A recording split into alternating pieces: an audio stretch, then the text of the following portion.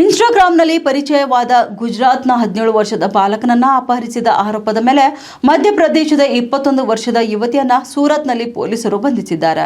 ರಾಜ್ಕೋಟ್ ಜಿಲ್ಲೆಯ ವೀರ್ಪುರದ ಮೋನಾ ಮತ್ತು ಅಪ್ರಾಪ್ತ ವಯಸ್ಕ ರಾಜ್ ಎಂಬುವರು ಸುಮಾರು 1.5 ವರ್ಷಗಳಿಂದ ಸಾಮಾಜಿಕ ಮಾಧ್ಯಮದಲ್ಲಿ ಸಂಪರ್ಕದಲ್ಲಿದ್ದರು. ನಂತರ ಅವರ ಸ್ನೇಹ ಪ್ರಣಯ ಸಂಬಂಧಕ್ಕೆ ತಿರುಗಿತು ಎಂದು ಪೊಲೀಸರು ತಿಳಿಸಿದ್ದಾರೆ. ಇನ್ನು ತನಿಖಾಧಿಕಾರಿಗಳ ಪ್ರಕಾರ ಇಬ್ಬರು ನಿಯಮಿತವಾಗಿ ಆನ್ಲೈನ್ನಲ್ಲಿ ಮಾತನಾಡ್ತಿದ್ರು, ತಮ್ಮ ಜೀವನದ ಬಗ್ಗೆ ವೈಯಕ್ತಿಕ ವಿವರಗಳನ್ನು ಹಂಚಿಕೊಂಡಿದ್ರು. ಕಾಲಕ್ರಮೇಣ ಅವರ ಸ್ನೇಹವು ಗಾಢವಾದ ಸಂಬಂಧವಾಗಿ ಬೆಳೆಯಿತು.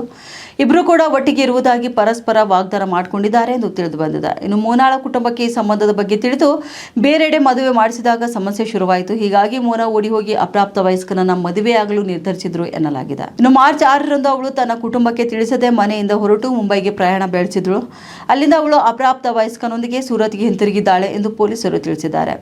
ರಾಜ್ ಅವರ ಕುಟುಂಬವು ಅಪ್ರಾಪ್ತ ವಯಸ್ಕ ಕಾಣೆಯಾಗಿರುವ ಬಗ್ಗೆ ಪೊಲೀಸರಿಗೆ ದೂರನ್ನ ನೀಡಿದ್ದಾರೆ. ಇದರಿಂದಾಗಿ ರಾಜ್ಕೋಟ್ನ ಪೊಲೀಸರು ಅಪಹರಣ ಪ್ರಕರಣವನ್ನು ದಾಖಲಿಸಿಕೊಂಡು ತನಿಖೆ ಆರಂಭಿಸಿದರು.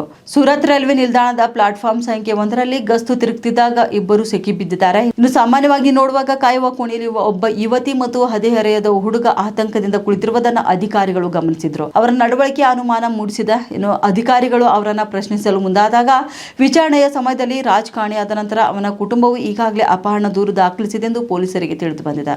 ನಂತರ ಸೂರತ್ ರೈಲ್ವೆ ಪೊಲೀಸರು ತಕ್ಷಣ ರಾಜ್ಕೋಟ್ ಪೊಲೀಸರನ್ನ ಸಂಪರ್ಕಿಸಿ ಮಾಹಿತಿಯನ್ನು ಖಚಿತಪಡಿಸಿಕೊಂಡಿದ್ದಾರೆ. ಮಾರ್ಚ್ 9ರ ತಡರಾತ್ರಿ ರಾಜ್ಕೋಟ್ನಿಂದ ಒಂದು ತಂಡ ಸೂರತ್ಗೆ ಆಗಮಿಸಿದೆ.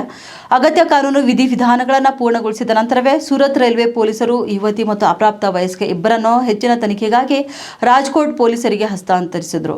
ಈ ತ್ವರಿತ ಕ್ರಮವು ಅಪ್ರಾಪ್ತ ವಯಸ್ಕನನ್ನ ಅವನ ಕುಟುಂಬದೊಂದಿಗೆ ಮತ್ತು ಒಂದುಗೂಡಿಸಲು ಸಹಾಯ ಮಾಡಿತು.